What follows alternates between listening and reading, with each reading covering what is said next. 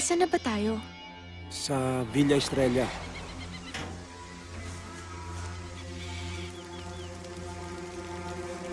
Talaga namang nakakatakot dito eh.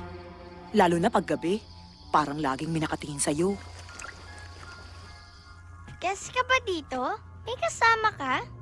Kasama ko ang mga kaibigan ko. Ako rin. Danica! Come here! Bilis! May kakaiba talaga sa resort na to.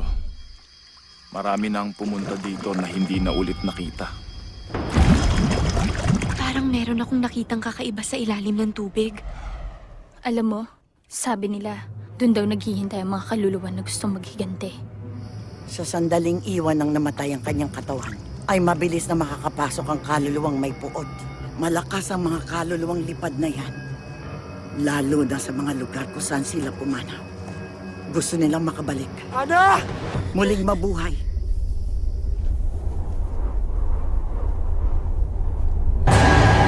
Nasa akin manika mo. Ana! Tulungan niyo ako. Maawa ka sa akin. Parang awa niyo na ako. Takbo!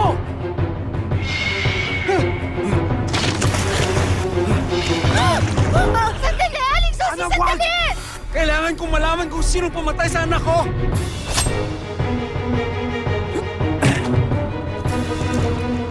Halika na.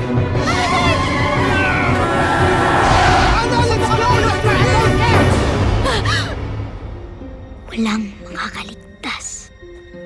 Walang makakalabas sa Villa Estrella.